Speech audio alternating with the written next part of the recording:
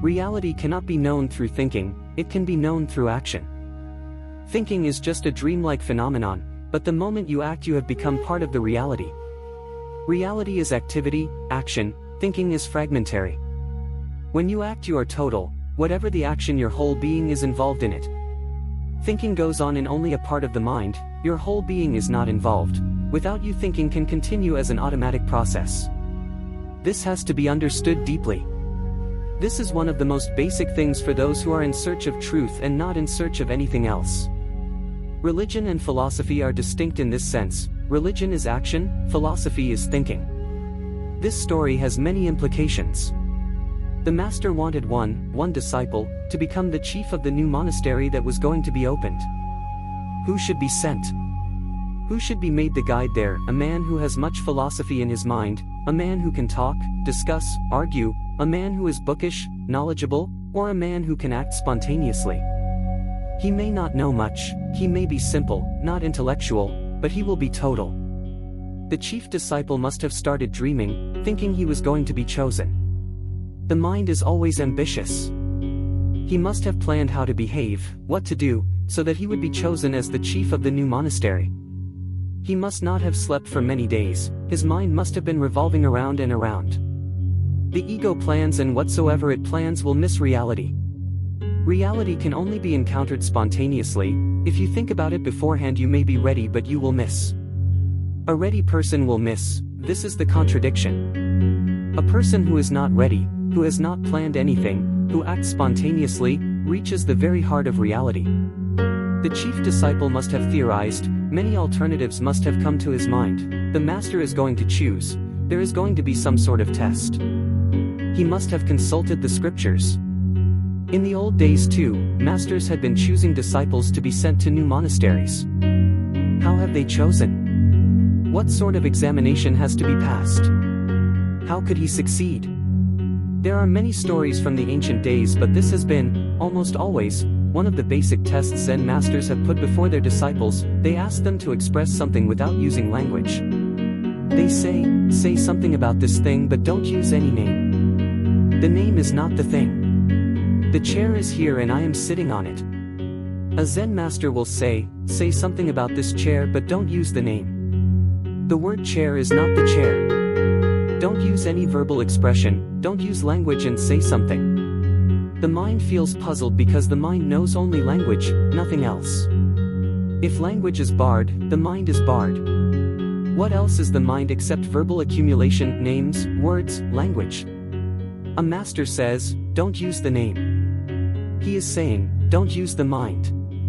Do something so that which the chair is expressed. The word God is not God, the word man is not man. The word rose is not a rose. The rose exists when language is not there. When there is no language, the tree exists, it is not dependent on language. This chief monk must have brooded over and over again. He must have chosen, beforehand, an alternative. He was dead, that very moment he failed. Inside, if you decide what you are going to do and you act out of that decision, you will miss reality. Reality is an ever-flowing movement. Nobody knows what is going to happen, nobody can predict it, it is unpredictable. There is a Zen story. 2 monasteries existed side by side and both the masters had small boys to run errands. Both the boys used to go to the market to fetch things for the masters, sometimes vegetables, sometimes other things. These monasteries were antagonistic towards each other, but boys will be boys. They would forget the doctrines and meet on the way and talk, enjoy. It was really prohibited to talk, the other monastery was the enemy. One day, the boy from the first monastery came and said, I am puzzled. As I was going to the market, I saw the boy from the other monastery and asked him, where are you going? He replied, wherever the wind blows. I was at a loss as to what to say, he puzzled me. The master said, this is not good. Nobody from our monastery has ever been defeated by the other monastery, not even a servant, so you must fix that boy. Tomorrow, ask again where he is going. He will say, wherever the wind blows, so you say, if there is no wind, then. The boy couldn't sleep the whole night.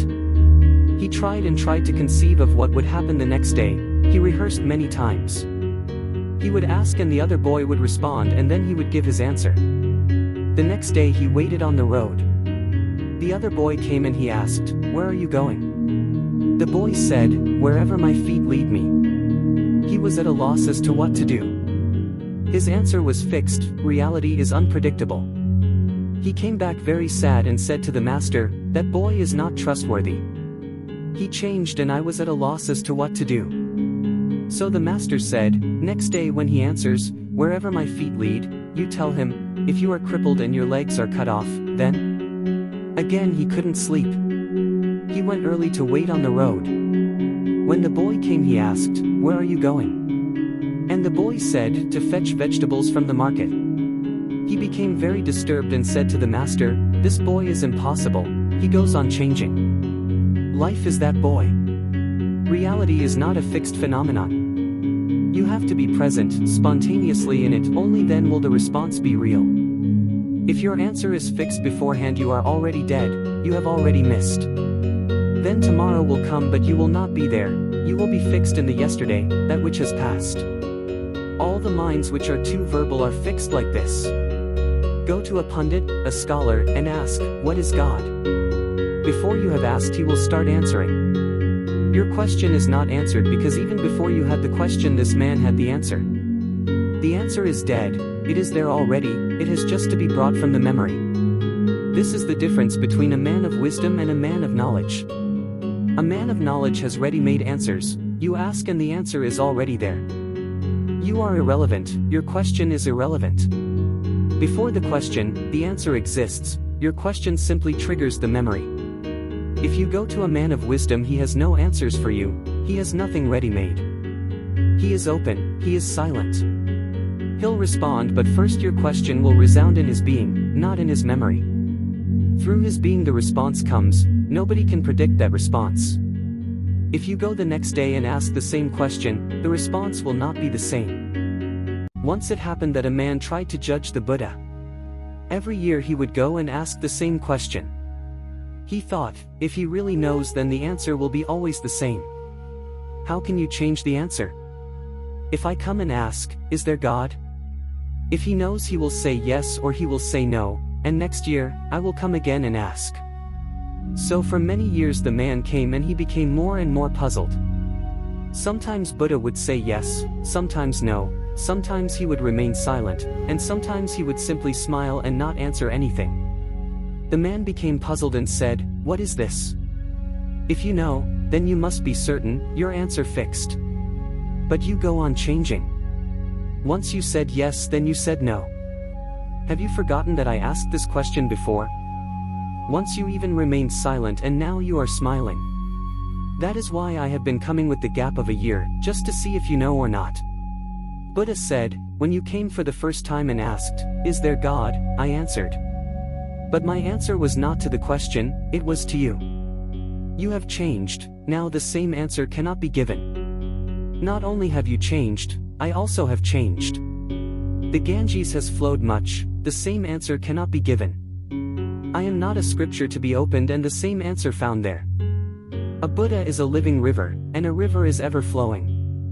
In the morning it is different, it reflects the gold of the rising sun. The mood is different. In the evening it is different, and when the night comes and the stars are reflected in it, it is different. In the summer it shrinks, it floods during the rains. A river is not a painting, it is a live force. A painting remains the same whether it is raining or it is summer. A painted river will not be flooded in the rains, it is dead, otherwise there would be change.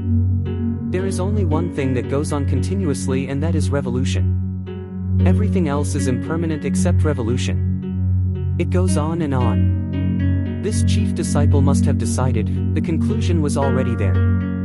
He was waiting only for the master to ask. Then the master put a jug before them, a pot filled with water, and said, "Say something and don't use language. You are creating an impossible situation. How can something be said without using language? But if you cannot say something about an ordinary jug filled with water without using language, how will you be able to say anything about God, who is filled with the whole universe? If you cannot indicate this jug without language, how will you be able to indicate the great jug, the universe, God, the truth? If you cannot indicate this, how will you be made chief of a monastery? People will be coming to you, not to know words but to know reality. People won't be coming to you to be trained in philosophy, that can be done by the universities, they teach words. So what is the purpose of a monastery? A monastery has to teach reality, not words, religion, not philosophy, existence, not theories. And if you can't say anything about an ordinary pot, what will you do when someone asks, "What is God?" What will you do when someone asks, "Who am I?" The chief disciple answered, "And whenever the mind faces such a situation, the only way is to define negatively. If someone says to say something about God without naming, what will you do? You can only state it negatively. You can say, God is not this world, God is not matter. Look at the dictionaries. Go to the Encyclopedia Britannica and see how it defines things. You will be surprised. If you turn to the page where mind is defined, you will find it defined as that which is not matter. Then turn to the page where matter is defined. You will find it defined as that which is not mind. What type of definition is this? When you ask about mind, they say no matter. When you ask about matter, they say no mind. Nothing is defined. It is a vicious circle. If I ask about A, you say it is not B. If I ask about B, you say it is not A. You define one thing by another indefinable thing. How can this be done? This is a tricky thing. Dictionaries are the trickiest things in the world. They don't say anything and they appear to be saying so much. Everything is defined and everything is indefinable. Nothing can be defined. So the chief disciple said something negatively. When the mind is at a loss as to what to do, it starts saying things negatively. So maybe atheism is just an escape. God is there, but how to define it? When the mind feels at a loss, the easiest escape is to say there is no God, then the problem is finished. Somebody said, it is not a pond because it can be carried by hand. How can you define a water-filled jug by just saying it is not a pond? What is a pond? Say something without naming it. Then the cook of the monastery came. He must have been a more real man than these pundits, a cook, who has never been much interested in the scriptures, a cook, who has been working with reality, encountering it, not thinking about it. This cook kicked the pot and went out. What did he say? He said something in a more realistic way. Kicking is not thinking, it is action. He kicked the pot and said to the master, "This is nonsense, you are talking absurdities. You say to us to say something without words. Something can be done without words, but nothing can be said." He caught the point. Something can be done without words, but nothing can be said. So he did something, he kicked the pot. The master said, "This cook has been chosen." He goes to the new monastery and there becomes the master.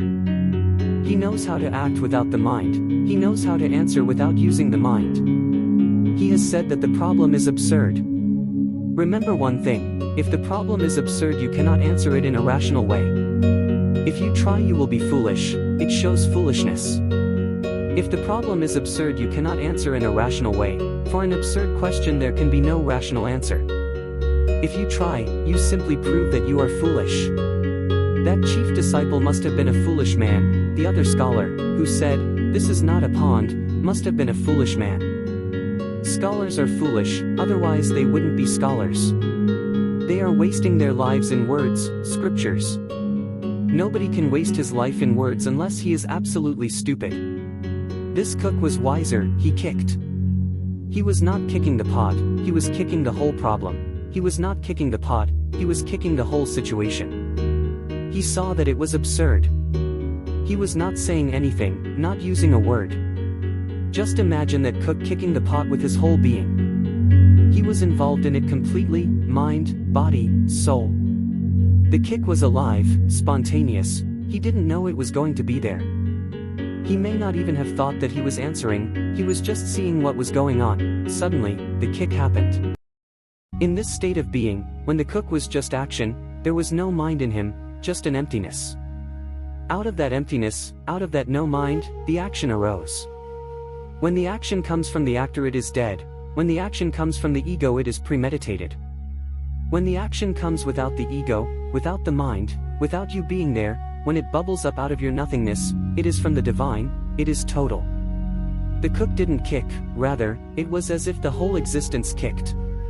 He kicked all scholarship, all scriptures, the whole intellect and its vicious circles, and he walked out. He didn't wait.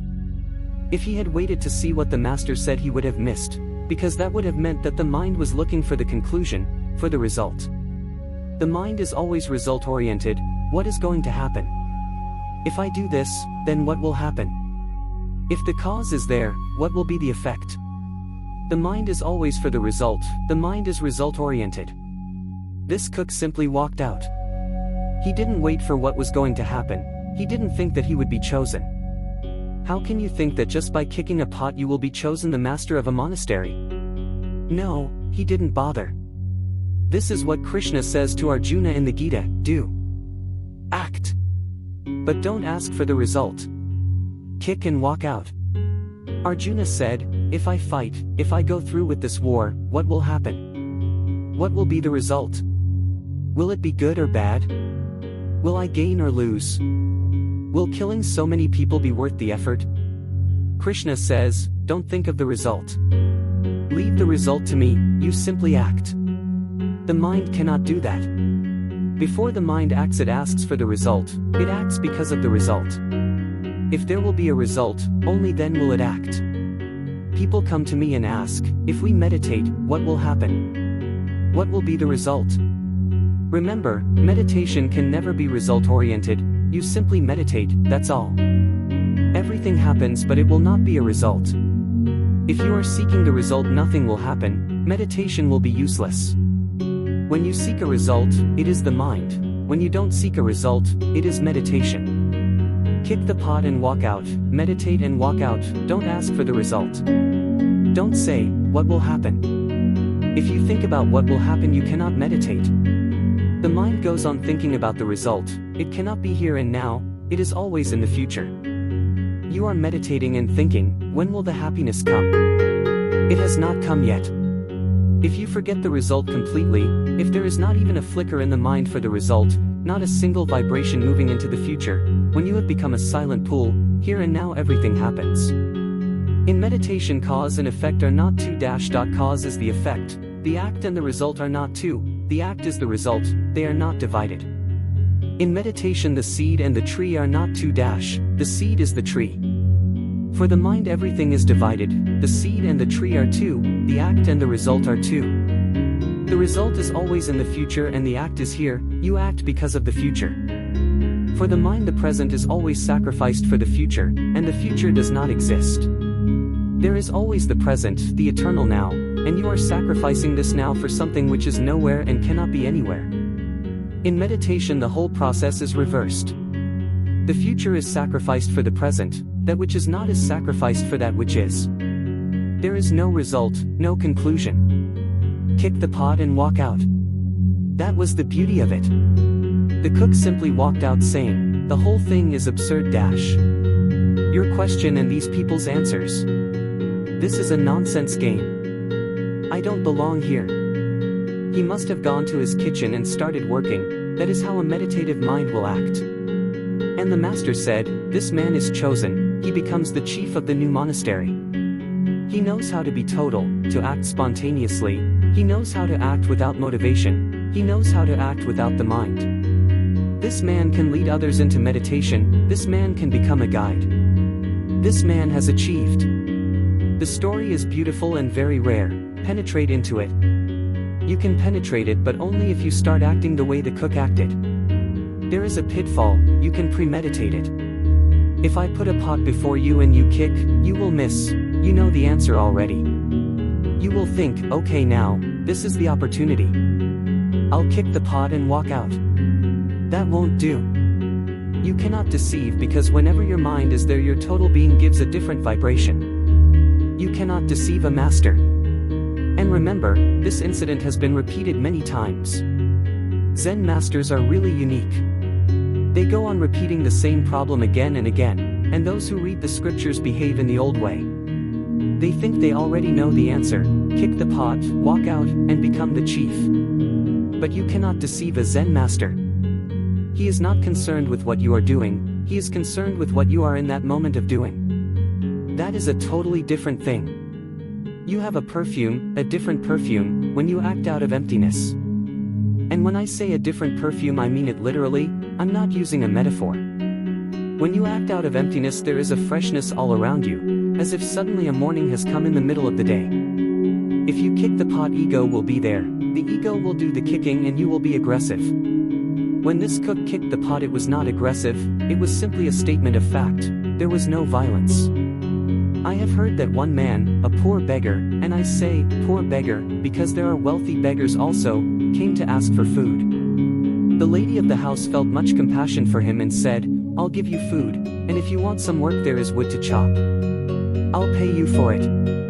So the man worked, chopped the wood, and in the evening when he was about to go, the lady of the house said, there is a hole in your robe. Give it to me and within minutes I will repair it. The man said, no, a hole in my robe makes all the difference. When you have a repaired dress, it is premeditated poverty. When you have a hole in your robe, it may have happened just now, through some accident. But when you have patched it, it looks ancient, it has not happened accidentally, just now, it's happened long before and now it's been patched and repaired. It becomes premeditated poverty. Let my poverty be spontaneous.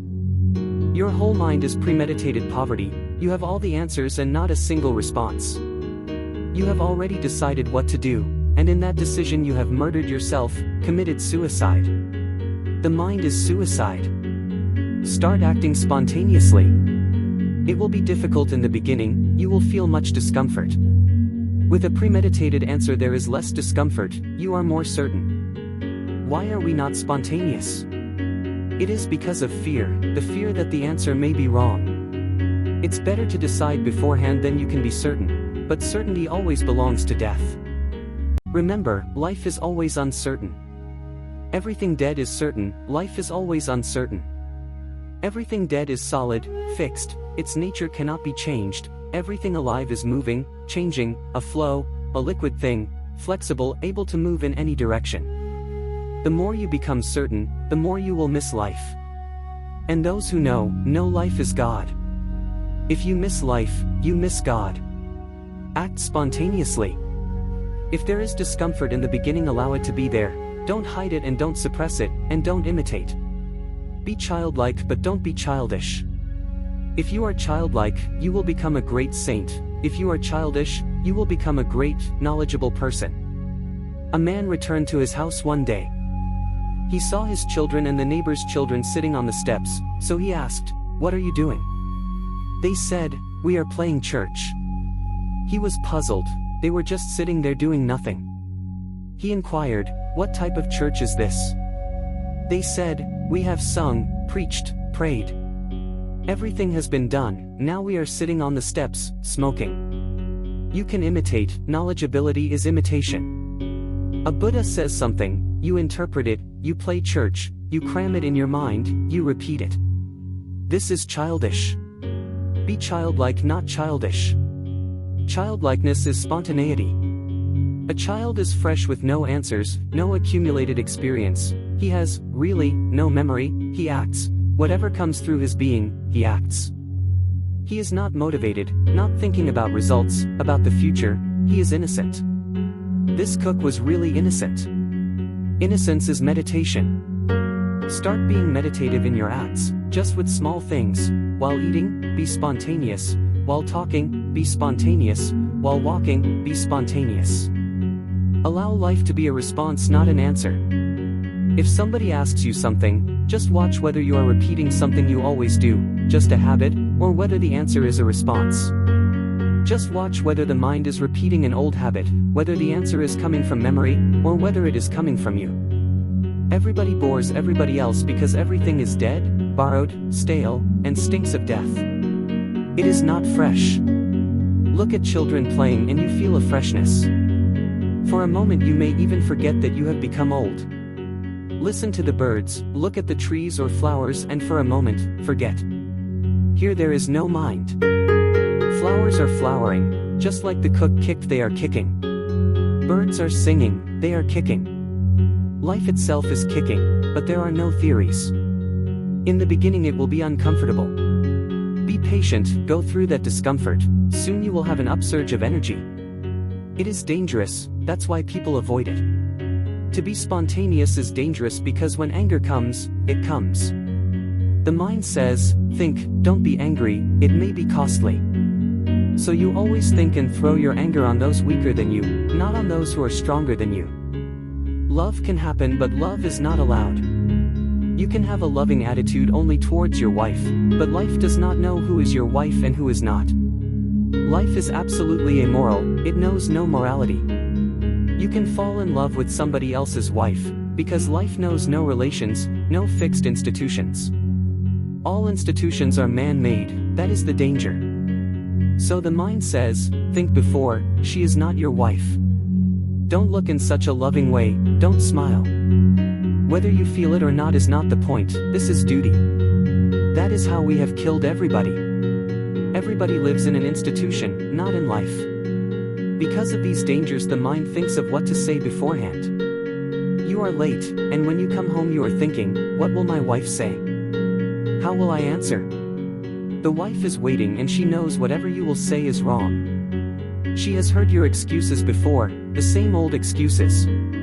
I have heard that one man phoned his wife one day and said, one of my friends has come and I'm bringing him home for dinner. The wife screamed and said, you fool, you know very well the cook has left, the baby is cutting his teeth, and I have had a fever for 3 days. The man replied, very calmly, I know it well, that is why I want to bring him home. The fool is thinking of getting married.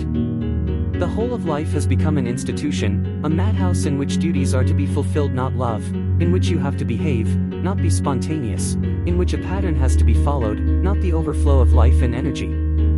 That's why the mind thinks and decides everything, because there is danger.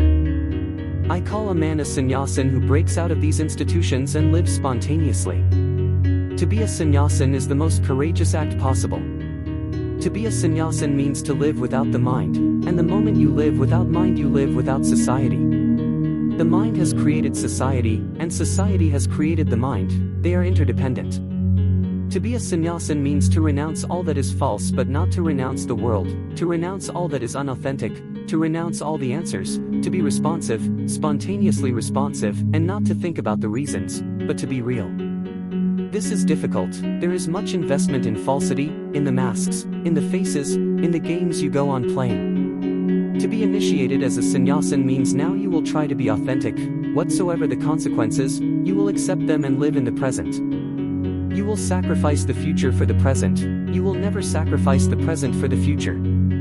This moment will be the totality of your being, you will never move beforehand. This is what sannyas is, to kick the pot and walk out, and not to wait for the results. Results will take care of themselves, they will follow you. This story doesn't say it but I know, the master must have run out to catch hold of the cook and said, wait, you have been chosen.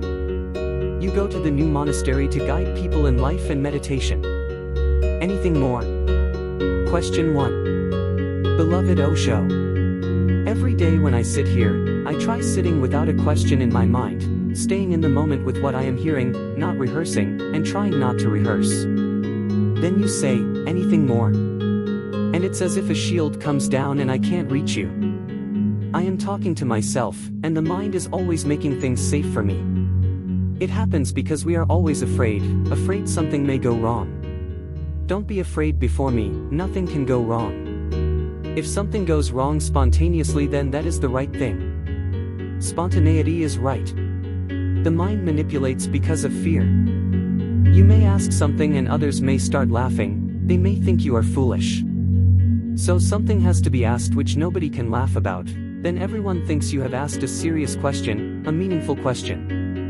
That's why the mind is afraid and fear manipulates. Near me there is no need for any fear. You can ask absurdities, foolish questions, because to me the mind is absurd. It cannot ask anything else so there is no problem. For the mind it can only appear as if something is serious because it cannot ask anything which is not foolish. All questions are foolish. The whole mind has to be dropped, only then will you not be a fool. The fear is why we rehearse, the ego wants to feel important. Near me there is no need of fear, I'm not asking you to ask anything wise. Nothing wise can be asked, nobody has ever asked a wise question, that is impossible. When you become wise, questions drop. When you are wise, there are no questions. You can imitate wisdom also by not asking. That will not help. Those who are not asking should not think that they are wise and that the questioner is a fool.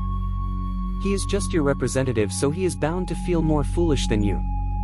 With so much foolishness represented in him, altogether, he is bound to feel afraid. It is natural.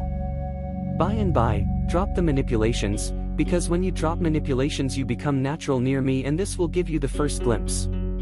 To be natural will give you the first glimpse, and then you can gather courage to be natural in life. For if you cannot be spontaneous near me, how will it be possible to be spontaneous in life? If you go to other so-called masters, they will create fear. You cannot laugh before them, that would be taken as an offense. You have to have a serious, sad face, you have to appear very serious. Look at the churches and mosques, at the so-called masters with long faces. Christians say Jesus never laughed. How can a Jesus laugh? If he laughs, he becomes ordinary, he becomes profane. I say to you, such seriousness is a shield, it will protect all that is nonsensical in you. Allow it to come up, don't force it within, don't repress it in any way. Near me be natural, and in this being natural you will learn that which cannot be learned in any other way. Just being near me, being spontaneous, you will drop the mind and be meditative. I answer you not because I am concerned with your questions, they are irrelevant. I'm not satisfying your questions in any way, they cannot be satisfied. Then what am I doing? I am just being here with you, the answer is just an excuse, the question is just an excuse to be near and closer. Why can't we sit silently? I can, but it will be difficult for you. We can sit silently, I, not talking, you, not asking, but inside you will go on talking, chattering. Tremendous chattering will go on, more than ordinarily, because when you say to the mind, sit silently, the mind rebels, it goes mad. It creates more words, more questions, a monologue. You cannot sit silently, that's why I ask you to ask, that's why I answer you. If I am talking, your mind will not talk. And my talking is not destructive, your talking is destructive. When I talk, you get absorbed in it, you may even have a few glimpses of silence. This is how life is paradoxical, you have glimpses of silence while I am talking, you get so absorbed, engaged, occupied, your mind gets so tense listening, so alert, that nothing is missed. In that alertness the inner talk stops, you become silent. That gap is my answer. My answers are not the real thing, so they go on changing. People feel that I am inconsistent. I go on saying things, today something, tomorrow something else, they are irrelevant. I am not concerned with consistency, my answering is like music being played on a guitar. You never ask inconsistently, you play the same thing again and again. The musician goes on changing, and if you get absorbed into the music you will have some gaps of silence. In those gaps, you will become aware for the first time, and that awareness, by and by, will become crystallized. So don't bother about what you are asking. Whatever you ask is okay, don't rehearse it, let it be more spontaneous. It will be difficult for you, spontaneity is difficult. I have heard about one preacher. He was going into the pulpit for the first time, so for the whole night he rehearsed what to say. He had chosen a very beautiful passage about Jesus, and this was to be a great crisis in his life, whether he would succeed or fail. The first success or failure means much, so the whole night, standing in his room, he rehearsed and rehearsed lecturing to the audience. But by the morning he was so tired, so sleepy, that when he stood at the pulpit his mind went blank. He had chosen a beautiful passage, "Behold I come." He said, "Behold I come," and his mind went blank. He couldn't find anything, so he thought, if I repeat it again, maybe the flow will come. Again he leaned forward and said, "Behold I come," but nothing came. To appear nonchalant, he leaned forward more, as if it was not by accident that he was repeating, and again he said, "Behold I come." Under his pressure the pulpit collapsed and he fell into the lap of an old woman. He said, feeling very embarrassed, "Sorry, I never meant it to happen." The woman said, "No need to say anything. You warned me 3 times when you said, 'Behold I come.' It's not your fault. There is no need to rehearse, to premeditate, let things happen. But the way things go in the world, questions and answers have to be thought over. Both are dead, and when the dead things meet there is no spark. I know it is difficult for you, but try. By and by it will happen, and once it happens you will have a freedom from the mind. You will become weightless and have wings into the sky. Anything more? Question 2. Beloved Osho. My mind is already working on the paradox I find between yesterday's talk and today's. Today you have been talking about spontaneity of response to new situations, seeing them as fresh. Yesterday, one of the messages from the story about Joshu was that situations are all the same, people the same. Hence Joshu offered 3 people a cup of tea. To me, this is a paradox. Yesterday is no more, Joshu has died. Only today is, and even that has passed. Only this moment is. The mind looks at things and finds paradoxes because the mind thinks of the past, the present and the future. Only the present is. The mind finds paradoxes because the mind is always moving from the past to the present and then to the future. Once you were a tiny cell in the womb of your mother, so tiny that you could not be seen by naked eyes. Now you are totally different, you are young, but sooner or later, you will be old, crippled. Now you are alive, but the day will come when you are dead. When the mind thinks all these things together, a child and an old man become a paradox.